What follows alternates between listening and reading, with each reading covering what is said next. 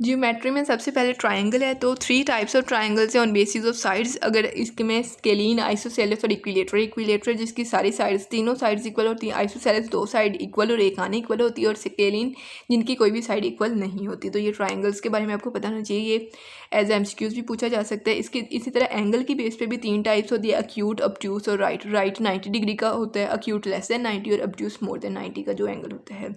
अब देखें, सम of 2 angles अगर 90 हो तो उसको कॉम्प्लीमेंट्री कहते हैं, और सम ऑफ 2 अगर 180 हो तो उसको सप्लीमेंट्री कहते हैं। कुछ फार्मूला आपको पता होना, ये फार्मूला आपने रट्टा मारने। ये फार्मूला इतने इंपॉर्टेंट है कि इनसे आपके मतलब मैक्सिमम प्रेशर टैकल कर लेते हैं। लाइक जब भी पीपीएससी, एफपीएससी मुश्किल पेपर बनाता है ना, तो वो आपसे वॉल्यूम के क्वेश्चन पूछना शुरू कर देते हैं। वो आपसे पैरेललोग्राम के क्वेश्चन पूछते हैं, वो सेमी सर्कल के क्वेश्चन पूछता है। तो ये आपने सारे फार्मूला याद रखने हैं। रेक्टेंगल का formula length multiply by width है। स्क्वायर का ए स्क्वायर, यानी सारी साइड्स बराबर होती है, एक कोई भी साइड लेके उसका स्क्वायर ले लेना है।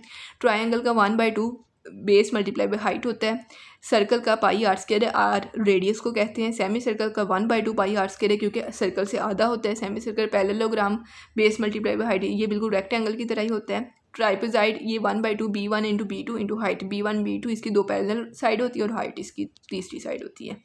पेरीमीटर के ये ऊपर हमने सारे एरिया के फार्मूले देखे थे। अब पेरीमीटर के फार्मूले आपको पता होना चाहिए। रेक्टेंगल का पेरीमीटर कितना है, 2 into 1 plus length plus width होती है। स्क्वायर का चारों साइड्स का सम पेरीमीटर होता है। पेरीमीटर के होता है जितनी भी साइड्स हैं उनको सम कर देना है। तो स्क्वायर की सारी साइड्स बराबर होती है, तो 4 इंटू 1 साइड, कोई भी एक साइड का ले लेना है। ट्राइंगल की 3 साइड होती है, तीनों को जमा कर देना है।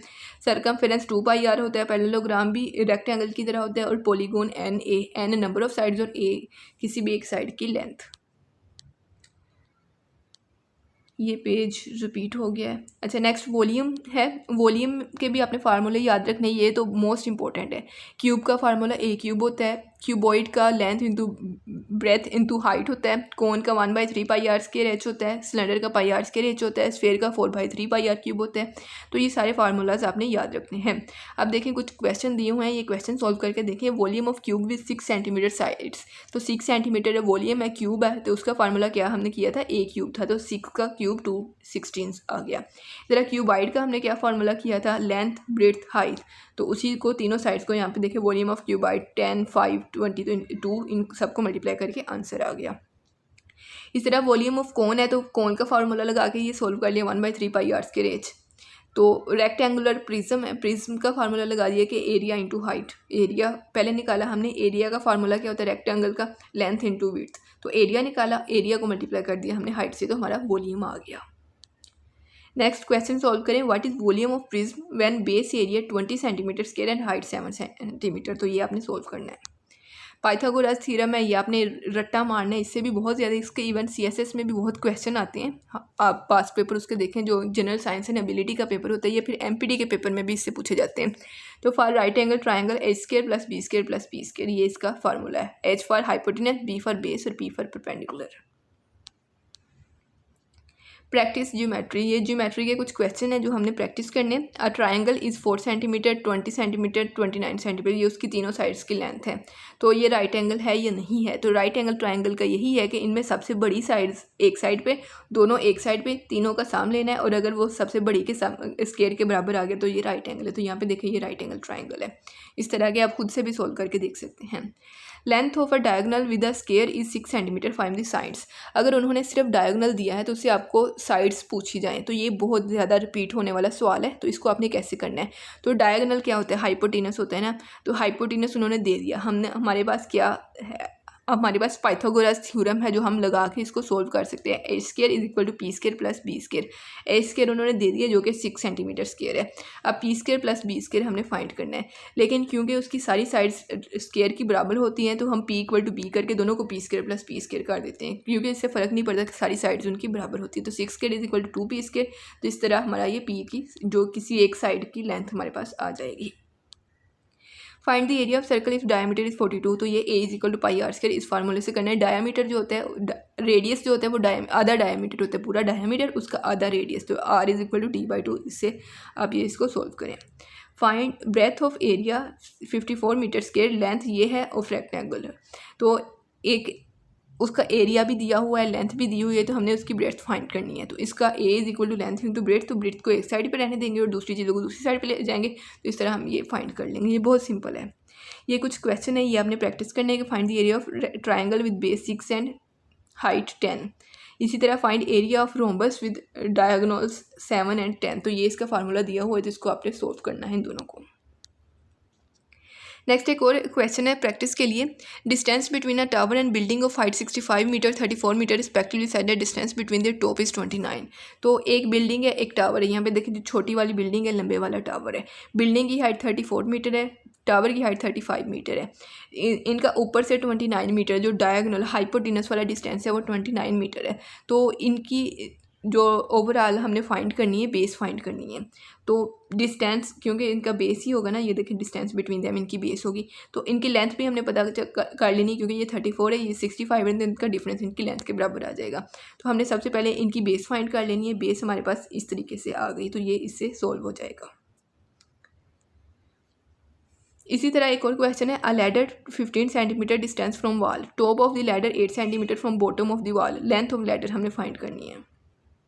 ये भी बिल्कुल उसी तरह की वॉल हमारी इतनी है, लेंथ का डिस्टेंस जो होता है ना, वो बेस होती है 15 सेंटीमीटर है, वो 8 सेंटीमीटर। इसमें सिर्फ हमने हाइपोटेनस फाइंड करना है। सिंपली पाइथागोरस थ्योरम लगाएंगे, h square is equal to b square plus p square. तो a स्क्वायर एक साइड पर रह जाएगा, तो इस तरह हम इसकी लेंथ फाइंड कर सकते हैं। एक और क्वेश्चन है। Find area of rectangle whose length is 144 centimetre, length of diagonal is 145 centimetre. ये काफ़ी डिफिकल्ट क्वेश्चन है, क्योंकि 144 और 145 को आप पेपर में बैठ के बहुत आसानी से सोल्व नहीं कर सकते, लेकिन फिर भी आप इस तरह के क्वेश्चन की भी प्रैक्टिस करके जाएँ। ये बिल्कुल ऊपर वाले क्वेश्चन की तरह है, जिसको आप सोल्व करके देख लें, इसका सोल्यूशन दिया हुआ है। अगर फिर भी समझ ना आए तो ये अलहदा भी आपको बता दिया जाएगा। A boy travel 24 kilometre to east from house, turn left and comes cover another 10 kilometre. Total displacement कितनी है? सबसे पहले वो ईस्ट की तरफ गया। डायरेक्शंस होती हैं कि जो यहाँ पे राइट साइड के वेस्ट हो जाएगा, इधर ईस्ट हो जाएगा, ऊपर नॉर्थ हो जाएगा, नीचे साउथ हो जाएगा। ईस्ट की तरफ गया, यानी ये राइट की तरफ 24 सेंटीमीटर। उसके बाद उसने 10 सेंटीमीटर कवर किए, ये नीचे की तरफ। लेफ्ट जो है ना, लेफ्ट और राइट, आपने अगर वहाँ पर लेफ्ट क्वेश्चन में दिया होगा, उसका मतलब होता है डाउनवर्ड। तो यहाँ पे डाउनवर्ड 10 मीटर गया, तो इसका हमने हाइपोटेनस सिंपली फाइंड कर लेना है, जो उसकी डिस्प्लेसमेंट है। डिस्प्लेसमेंट क्योंकि शॉर्टेस्ट डिस्टेंस होता है, तो वो नॉर्मली हाइपोटेनस ही होता है। कुछ इंपॉर्टेंट फार्मूला हैं, जो आपको फार्मूला वैसे सवाल नहीं आता, लेकिन फार्मूला पूछ लेते हैं। तो ये आप देख लें। स्लोप इंटरसेप्ट का फार्मूला है कि mx प्लस बी, ये आपको पता होना चाहिए। साइन थीटा का p परपेंडिकुलर ओवर हाइपोटेनस, कोस का बेस ओवर हाइपोटेनस, और tan का परपेंडिकुलर ओवर बेस, ये फार्मूला याद होना चाहिए। वेलोसिटी का बाद सवालों में यूज़ होता है, डिस्प्लेसमेंट ओवर टाइम, या d ओवर t, या डिस्टेंस ओवर टाइम, तो ये आपको पता होना चाहिए। फ़ारेनहाइट टू सेल्सियस में कन्वर्ट करने का ये फार्मूला है। सेल्सियस इक्वल टू 5/9, फ़ारेनहाइट -32, ये भी रट्टा मारना है, और दूसरा सेल्सियस टू फ़ारेनहाइट भी रट्टा मारना है। सम ऑफ आपसे पूछा जाता है sum of first 10 natural number, first 5 natural number, तो उसका ये फार्मूला है n प्लस 1 डिवाइडेड बाई 2। तो n हमारे पास, फॉर एग्जाम्पल वो पूछ रहे हैं फर्स्ट 5 नेचुरल नंबर, तो n की जगह 5 पुट कर देना, तो आपका आंसर आ जाएगा। इस तरह अगर n इवन नंबर पूछा जाए तो n प्लस 1 फार्मूला, और अगर ओड नंबर पूछा जाए तो n स्क्वायर फार्मूला। तो ये फार्मूले आपने याद रखने हैं। नंबर हमारे पास इमेजिनरी भी होती है, रियल नंबर भी होती है। इमेजिनरी रियल नंबर में रैशनल आ जाते हैं, इरेशनल आ जाती है। इरेशनल जो होते हैं वो पॉइंट के बाद जो आगे जाते रहते हैं, जैसे पाई है, इस तरह के वर्ड्स है, वो इरेशनल आ जाते हैं। लेकिन रैशनल वो होते हैं, इसमें फ्रैक्शनल भी आ जाते हैं, इंटीजर भी आ जाते हैं। इंटीजर पॉजिटिव भी होते हैं, नेगेटिव भी होते हैं, जीरो भी होते हैं। इंटीजर तीनों तरह के होते हैं। पॉजिटिव में नेचुरल नंबर आ जाते हैं, होल नंबर आ जाते हैं। नेचुरल हमने देखे थे पीछे कि even number, odd number, prime number, composite number, ये सारे नेचुरल नंबर है। फ्रैक्शनल में नॉन टर्मिनेटिंग फ्रैक्शंस भी होती हैं, टर्मिनेटिंग भी होती है। नॉन टर्मिनेटिंग जो हमेशा आगे चलती रहती है, मतलब जैसे पाई की वैल्यू ना 0.3131, मतलब आगे चलती रहती है, तो ये नॉन रिकरिंग या नॉन टर्मिनेटिंग होती हैं। तो ये रिकरिंग जो थी वो जो दोबारा रीअकर होती हैं, रिपीट होती हैं, तो वो होती हैं। तो ये आपको पता होना चाहिए, कॉन्सेप्ट क्लियर होना चाहिए। नेक्स्ट सेट्स का कॉन्सेप्ट भी आपका, क्योंकि बेसिक में आता था, तो बेसिक सेट्स का भी कॉन्सेप्ट क्लियर होना चाहिए कि सेट क्या होता है। Collection of well defined distinct object set होता है। एम्प्टी सेट जिसमें जो खाली होता है, जैसे यहाँ पे दिया हुआ है। सिंगल टोन सेट जिसमें सिर्फ एक वैल्यू होती है, वो सिंगल टोन कहलाता है। इसी तरह फिनिट भी होते हैं कुछ सेट, कुछ इन्फिनिट भी होते हैं। सब सेट के सिंबल याद रखें, सिंबल्स भी बाद में पूछ रहे थे। ये सब सेट के सिंबल है। ए सबसेट ऑफ बी का मतलब क्या है कि ए के सारे एलिमेंट जो हैं वो बी में मौजूद हैं। जैसे A1 2 है, B 1 2 3 4 है, तो ए के दोनों एलिमेंट बी में भी है, तो a subset of b. Proper set क्या होता है? प्रॉपर सेट की सबसे पहले सिंबल याद रखें, लेकिन ये बिल्कुल सबसेट की तरह होता है, लेकिन इसमें ये होता है कि बी की कम से कम एक वैल्यू ए से मुख्तलिफ हो तो फिर वो प्रॉपर सेट होता है। यूनिवर्सल सेट वो सेट होता है जिसमें सारे एलिमेंट, लाइक आप समझ लीजिए नेचुरल नंबर या होल नंबर का कोई भी सेट हो सकता है। पावर सेट का मतलब होता है कि किसी भी सेट के पॉसिबल सबसेट, जैसे ए सेट है ना 1 2, तो इसके पावर सेट कैसे बनेंगे? एक एम्प्टी सेट हो जाएगा, एक में सिर्फ 1 आ जाएगा, इसमें 2 आ जाएगा, इसमें 1 2 दोनों आ जाएंगे, यानी ये 4 पावर सेट हो जाएंगे। तो इसका फार्मूला होता है 2 की पावर n, के n कितने हैं यहाँ पे देखिए, ए में 2n है तो इसके 4 सेट है, जैसे 1 2 3 4 सेट हैं टोटल। इसी तरह डिसजॉइंट सेट होते हैं कि दो ऐसे सेट ए बी, दो ऐसे सेट जिनमें कोई एक वैल्यू भी कॉमन ना हो तो वो डिसजॉइंट सेट होते हैं। कॉम्प्लीमेंट ऑफ सेट ए सी, यानी यूनिवर्सल सेट से ए को माइनस कर दिए तो वो कॉम्प्लीमेंट सेट हो जाता है। Union of sets a union b, यानी ए में 1 2 है, बी में 1 4 है, तो इनके सब को मिला के 1 2 4 जो दोनों में है वो मिला के यूनियन हो जाता है। इंटरसेक्शन में मतलब ए में 1 2 है, बी में 1 4 है, इंटरसेक्शन में सिर्फ वो हमने लिखने जो दोनों में मौजूद होता है, वो 1 है जो दोनों में मौजूद है, तो ये इंटरसेक्शन इस तरह निकाल सकते हैं। इस तरह डिफरेंस ऑफ सेट होता है कि ए में जो है वो बी में नहीं है, तो वो इस तरह डिफरेंस निकाल सकते हैं। इमेजिनरी नंबर होते हैं, इमेजिनरी में अयोटा की वैल्यू आपने याद रखनी है, अयोटा के क्वेश्चन भी आ सकते हैं, लाइक एमपीटी में पूछे जाते हैं, तो इसको भी आपने याद रखना है। I square is equal to -1, तो आई जो सिर्फ अयोटा होगा √-1 के बराबर होगा। इस तरह अयोटा स्केयर -1 के बराबर होता है, अयोटा क्यूब -1 अयोटा के बराबर होता है, अयोटा 4 1 के बराबर होता है। तो ये अपने रट्टा मारना है इनको। आगे क्वेश्चन है, इसको सोल्व करते हैं। जैसे अयोटा 4n + 1, तो aorta 4n dot aorta, aorta किसके बराबर आ जाएगा? इसको हम अयोटा लिख देते हैं। 4n की पावर जो 4 है हमने ऊपर देखा वो 1 के बराबर होता है, तो 1 अयोटा आ जाएगा। इसी तरह ये कुछ क्वेश्चन दिए हुए हैं, इनको आप सोल्व करके देखें, आपसे ये सोल्व हो जाएंगे, क्योंकि अयोटा वाले क्वेश्चन बहुत आसान होते हैं। इंपॉर्टेंट सॉल्यूशंस हैं, कुछ इंपॉर्टेंट क्वेश्चंस जो पास्ट पेपर वगैरह में थे उनके सॉल्यूशंस यहाँ पे दिए हुए हैं, ये देख लें। Area in term of circumference, जब आपको इस तरह का सवाल आ जाए कि एरिया को सर्कमफ्रेंस के टर्म में लिखना है, तो सबसे पहले आपने जिसको करना है ना रिप्रेजेंट, उसका फार्मूला लिखना है। एरिया का फार्मूला वो क्या आ जाता है हमारे पास, πr²। अब सर्कमफ्रेंस का क्या फार्मूला है? 2πr फार्मूला है। तो इसको हमने आर जो सर्कमफेरेंस है आर को सेपरेट कर दिया, क्योंकि आर ही दोनों में सेम है, तो आर की वैल्यू ही हम पुट कर सकते हैं। तो आर की वैल्यू हमने निकाल के वो एरिया में पुट की, तो हमने उसको सर्कमफेरेंस में रिप्रेजेंट कर दिया। तो ये बिल्कुल सिंपल होता है। नेक्स्ट है 20% of a is equal to 80% of b. तो इसको कैसे सॉल्व करना है? तो हमने a + b फाइंड करना है। तो 20% of a is equal to 80% of b, जो लिखा है ना उसको मैथमेटिकल फॉर्म में लिखें। अब 20% को परसेंट में कन्वर्ट करें, 20/100 equal to 80/100, 1/5a equal to 4/5b, इनको मतलब हमने कट ऑफ कर दिया। तो हमने इनमें से a या b दोनों में से किसी एक की वैल्यू फाइंड करनी है। यहाँ पे हमने a की वैल्यू फाइंड की, उसको a + b में ऐड कर दिया, तो इस तरह हमारा आंसर आ गया। इंटरसेक्शन ऑफ डिसजॉइंट सेट क्या होती है? ये नल सेट होता है, क्योंकि डिसजॉइंट सेट वो होते हैं ना जिनका ए और बी में कोई एक एलिमेंट भी सिमिलर नहीं होता। जब कोई भी सिमिलर नहीं होता तो उनकी हम इंटरसेक्शन कैसे कर सकते हो? तो उसका आंसर नल सेट आएगा। इसी तरह अब profit of 12,300 is distributed in 4/3, 7/6, 11/2, find the share of third. तो इस तरह का अगर रेशो में उनकी रेशो जो फ्रैक्शन में होना, तो सबसे पहले हमने फ्रैक्शन ख़त्म करनी है। वो कैसे करनी है? हमने एक वैल्यू तीनों में से देखनी है जो इस पर मल्टीप्लाई करके इनकी फ्रैक्शन ख़त्म हो। तो यहाँ पे देखिए 12 है जो सबसे बड़ी वैल्यू, तो इससे इनकी फ्रैक्शन ख़त्म हो जाएगी। तो उसके बाद हमने सिंपली जैसे हमने सिंपल फाइंड किया ना शेयर के जितने हमने सोल्व किए उसी तरह हमने ये कर लेना है। इसी तरह नेक्स्ट क्वेश्चन है, a tank in shape of cylinder of diameter 2.4 metre and height 6.4 metre contains oil up to brim, brim किनारे को कहते हैं। Find number of complete cylinder container of base of radius 8.2 centimetre and height 28 centimetre that can be fill in it. एक बड़ा tank है, उसका diameter 2.4 metre है और हाइट 6.4 मीटर है। उसमें छोटे छोटे हमने सिलेंडर रखने हैं। सिलेंडर की उन्होंने रेडियस और हाइट दी हुई है जो कि सेंटीमीटर में है, टैंक मीटर में, वो सेंटीमीटर में। तो वो कितने सिलेंडर हैं जो उसमें फिट आ जाएंगे? तो सबसे पहले हमने डायमीटर फाइंड करना है। सर डायमीटर दिया हुआ है, इससे हमने रेडियस फाइंड करना है क्योंकि वॉल्यूम का फार्मूले में हमारे पास रेडियस है। तो डायमीटर से हमने यहाँ पे देखिए रेडियस फाइंड किया, उसको वॉल्यूम के फार्मूले में पाई आर्स के रेट्स में पुट किया। इस तरह स्मॉल सिलेंडर जो हमारे पास है उनका भी हमने वॉल्यूम फाइंड किया, तो फिर हमने वॉल्यूम 1 डिवाइडेड बाई 2 किया, तो हमारे पास 4895 सिलेंडर आए जो बड़े टैंक में फिट आ सकते हैं। इसी तरह average run of 8 player is 6.5। The average run increase by 1 when 2 new players added. What is average run of new player? तो ये मीन वाला एवरेज वाला फार्मूला है, तो उसको हमने इस तरह के वैसे भी सोल्व किए हैं, तो इसको हम कैसे करेंगे? सबसे पहले 8 प्लेयर की एवरेज किया है 6.5, तो एवरेज से हमने उसका सम निकाल लिया, तो सम उनका आ गया 52। अब 2 न्यू प्लेयर्स आए हैं, तो इनका सम ऑफ 10 जो है वो हम निकाल देंगे। उनकी एवरेज 7.5 है, 10 है, तो उनका सम 75 है। दोनों का सम निकालिए।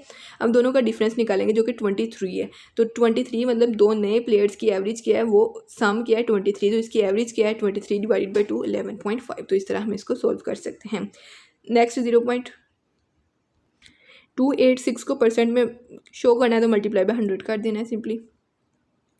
Diameter of a wheel of a car is 48 centimeter. If average speed of car is 3.5 kilometre per hour, the number of revolution by wheel per minute। तो रेवोल्यूशन का फार्मूला आपको पता होना चाहिए, डायमीटर पर मिनट ओवर सर्कमफ्रेंस। तो इससे आप इसको निकाल सकते हैं, रेवोल्यूशन 2 पाई ओवर एफ, ये फार्मूला है। तो डायमीटर 48 है, सर्कमफ्रेंस 2 पाई आर है। तो इस तरह इसको ये सोल्यूशन दिया हुआ है, इससे आप इसको सोल्व कर सकते हैं। अगर इसकी ना समझ आ गई आए तो इसको दोबारा मैं समझा दूँगी।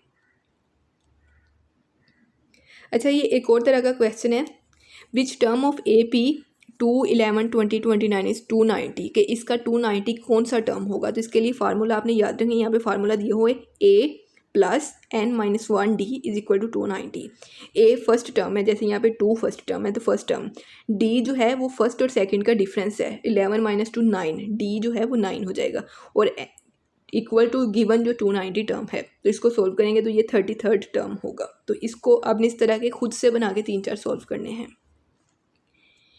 ए can do a work in 4 hours, b and c together in 3 hours, a and c together in 2 hours, how long b alone can do it. तो इस तरह के भी बहुत से सवाल करते हैं कि बी अकेला कितनी देर में करेगा। यहाँ पे ए का 1/4 आवर्स है, मतलब उनके 4 आवर्स है ना, तो उनको आपने 1 में कन्वर्ट कर देना कि 1 घंटे में कितना करेगा। 4 घंटों में 4 आवर्स, मतलब वर्क 4 घंटों में कंप्लीट किया, तो 1 घंटे में 1/4 हो जाएगा। इस तरह सी का 1/3 कर दिया, A+C का 1/2 कर दिया। सबसे पहला स्टेप हमने बाय में कन्वर्ट कर दिया। अब A+C का 1/2 हमने कर दिया। अब हमने A की वैल्यू पुट की, A+C इज इक्वल टू 1/2, इस इक्वेशन से A फाइंड कर लिया, तो A की वैल्यू हमने इधर पुट की, तो उससे हमारे पास C का 1/4 आ गया। इसको C को पुट किया तो B की वैल्यू आ गई। तो इस तरह हम इसको सोल्व कर सकते हैं। अब y read 3/8 of book in 1 day, 4/5 in other day, if 40 pages unread. Unread कितने? 40 pages. How many pages book have. अच्छा, उसने टोटल कितने रीड किए हैं? 3/8 + 4/5, यानी उसने 47/40 रीड किए हैं, जो कि गलत है। 47/40 हो ही नहीं सकता। अगर किताब में टोटल पेजेस 40 हैं तो वो 47 कैसे रीड कर सकता है? तो इस तरह क्वेश्चन भी आ सकते हैं जिसमें सारी सोल्यूशन ही गलत हो, तो none of these option correct होता है।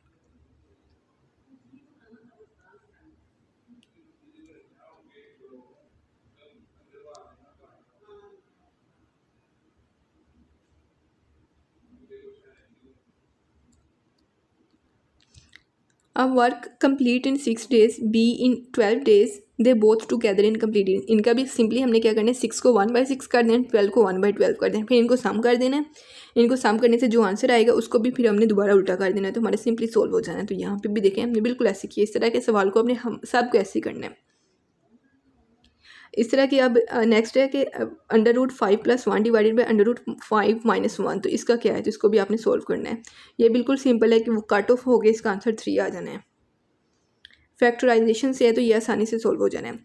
Total 6 candidates, a voter has to vote for 2 of them, required number of ways. तो ये बहुत कम इस तरह के सवाल आते हैं, बहुत कम, क्योंकि ये कम्बिनेशन के नॉर्मली सिलेबस में इंक्लूड नहीं होते। ये अगर शामिल हों फिर ही आते हैं, तो अगर शामिल हो तो इस तरह आप सोल्व कर सकते हैं, लेकिन इस तरह के नॉर्मली कम ही आते हैं। लॉग की कुछ चीज़ें आपको पता होनी चाहिए, जैसे log 1 = 0, log 10 is equal to 1, ये आपको पता होना चाहिए। जैसे यहाँ पे सवाल है log 0.001 किसके बराबर होगा, तो आपने इसके 10⁻⁻1 कर देना है, तो log इज इक्वल टू -4 हो जाएगा। तो इस तरह इसको बहुत सिंपली सोल्व किया जा सकता है। log 2 पावर 8 क्या होगा, 8 एक साइड पे लिख देना है, 2 की पावर 3, ये log का आंसर आ जाएगा। इस तरह बाइनरी में कन्वर्जन के कुछ क्वेश्चंस होते हैं, ये भी तभी आते हैं अगर सिलेबस में इंक्लूड हो। तो 25 को बाइनरी में कन्वर्ट करना है, तो 25 डिवाइडेड बाई 2 12, इसका रिमाइंडर इधर साइड पे लिखी जाना है, 1 रह गया। 12 डिवाइडेड 2 6, 6 क्योंकि पूरा पूरा डिवाइड हो गया, 0 रिमाइंडर। 2/6 ये भी पूरा पूरा डिवाइड हो गया, 0 रिमाइंडर। तो इसको ये जो रिमाइंडर वाली साइड है ये नीचे से ऊपर रीड करके हमारा करेक्ट जो है वो बाइनरी फॉर्म आ जाएगी। इसी तरह इसको डेसिमल में भी कन्वर्ट कर सकते हैं। अगर हम उसको 2 मतलब सबको 2 से मल्टीप्लाई कर देना है और उसकी पावर क्या करनी है कि राइट साइड से इधर 0 1 2 3 4 राइट साइड से पावर्स देते जाना है। तो इसको हम डेसिमल में कन्वर्ट कर देते हैं। How many numbers of 2 digit are divisible by 9, तो इस तरह का हमने पहले भी सोल्व किया है, तो इसमें ये वाला फार्मूला लगेगा a(n-1d) इज इक्वल टू जो नंबर होगा 99 वो आ जाएगा। तो ये रिपीट हो गया, इस तरह का पहले भी हमने सोल्व किया है। a(n की power 3 is equal to 2n-5, तो n+3, तो इसको हमने कैसे सोल्व करना है, तो n की वैल्यू क्या है n+3, तो n की वैल्यू इधर भी पुट कर देनी इधर भी पुट कर देनी, तो उससे ये हमारा सोल्व हो जाएगा।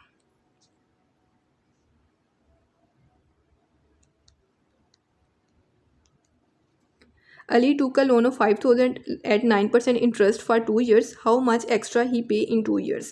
तो इंटरेस्ट का फार्मूला क्या होता है PRT, P for initial amount, R for rate एक साल में कितना सूद है, और T फॉर टाइम कितने सालों के लिए। Interest is equal to PRT, ये फार्मूला याद रखें। और सिंपल इंटरेस्ट हमने फाइंड करना है, तो इस फार्मूले से हम इसको करेंगे simple interest.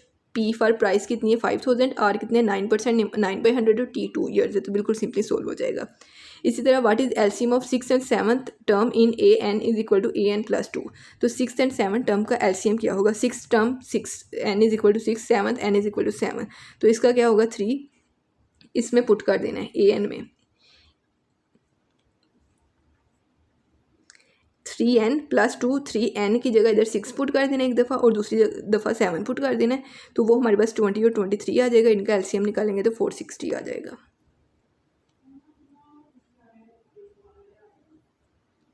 What is formula of compound interest for 5 years. Compound interest बहुत कम पूछते हैं, ज़्यादातर ये सिंपल इंटरेस्ट पूछते हैं, ये आपको पता होना चाहिए। कंपाउंड इंटरेस्ट वैसे आप सिंपली याद रख दें, इसका फार्मूला होता है CI is equal to A-P। A होती है अमाउंट, ए का formula P is equal to 1+R/100 की पावर T टाइम होता है, तो ये आपने याद रखना है, मतलब इसका सिर्फ फार्मूला याद रख लें इनफ है। सॉल्व करना है इसको। नेक्स्ट ये सिंपल सोल्यूशन होते हैं। फैक्टराइजेशन 64 है, 4 इंटू पावर क्यूब में है, तो क्यूब खत्म हो जाएगा, तो 4 + 3 7 आ जाएगा। Angles of a triangle are in ratio 2 7 1, तो एंगल्स क्या है, तो 2 टोटल 180 होते हैं, तो सिंपल वो परसेंटेज वाले तरीके से ये भी फाइंड हो जाएगा। Jane loss 18% on first attempt in card, she got 36% इंक्रीज। इस तरह के हमने वैसे भी सोल्व किए हुए हैं कि फर्स्ट इंक्रीज डिक्रीज, तो वो परसेंटेज अगर ये आपसे ना सोल्व हो फिर मैं आपसे करवा दूंगी, लेकिन आपसे ये सोल्व होना चाहिए। Price of 8 millilitre and 3 metre wide carpet, price of 12 metre long और 6 मीटर, इतने कारपेट की प्राइस इतनी है और इतने की कितनी होगी। सबसे पहले जब भी हमने इस तरह की प्राइस फाइंड करनी हो तो हम एरिया के फार्मूले से करते हैं। तो पहले का हमने एरिया फाइंड किया, फिर दूसरे का एरिया फाइंड किया, कॉस्ट पहले की इतनी है, दूसरे की कॉस्ट हमने इस तरह फाइंड कर ली कि multiply by total divided by first area, तो हमारी कॉस्ट आ जाएगी। तो इस तरह आपको ये हो जाएगा।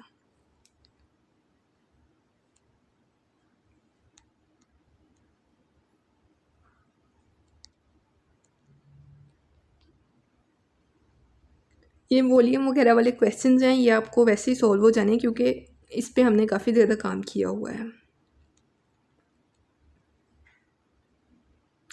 प्लेस वैल्यू ऑफ 9 इन 0.6945, 9 कौन सा है, थर्ड है, तो थर्ड जब हम इस तरह वैल्यू फाइंड करने तो जितना वो टर्म होना उतने डिवाइडेड बाय 100, मतलब 0 लगा लेते। थर्ड टर्म है तो 1000 से मल्टीप्लाई करेंगे, अगर सेकंड होता है तो 100 से डिवाइड करते हैं, यहाँ पे 1000 से डिवाइड किया है। Initial population was 20 and grew to 25 after second years. How to show the population rate in exponential form? exponential form में कैसे शो करते हैं, तो ये आप फार्मूला याद रखें। ये बहुत कम पूछे जाते हैं जो यहाँ पे दिए हुए हैं, लेकिन ये कभी कभी पूछे भी जाते हैं, तो इसलिए यहाँ पे ये ऐड हैं, तो इसको आप थोड़ा बहुत प्रैक्टिस जरूर करें। y is equal to A+1 + R की पावर T, तो इससे आप ये इसको शो कर सकते हैं। तो 20 है तो 20 एक ही जगह 20 आ जाएगा। और रेट कितना है, जो 25 है तो रेट 25% में होता है, तो 25/100 पावर टी। सर्कमफेरेंस का फार्मूला 2πr होता है। वेलोसिटी डिस्टेंस ओवर टाइम होता है। रेवोल्यूशन सर्कमफेरेंस ओवर स्पीड होता है। 1 किलोमीटर 1 × 1000 के बराबर होता है। 1 आवर में 60 मिनट्स होते हैं। Sine theta opposite over hypotenuse होता है। ये साइन कोस के फार्मूला हमने पहले भी किए हुए हैं। Work is equal to rate into time होता है कि rate at which work is done. LCM HCF का प्रोडक्ट जो होता है ये प्रोडक्ट ऑफ 2 नंबर्स होते हैं इक्वल टू 1। तो ये हमारा टोटल मैथ का पोर्शन था। इसमें से जो एग्जांपल आपको समझना है वो आप पूछ सकते हैं। इसकी लगता आपको असाइनमेंट में प्रोवाइड कर दी जाएगी।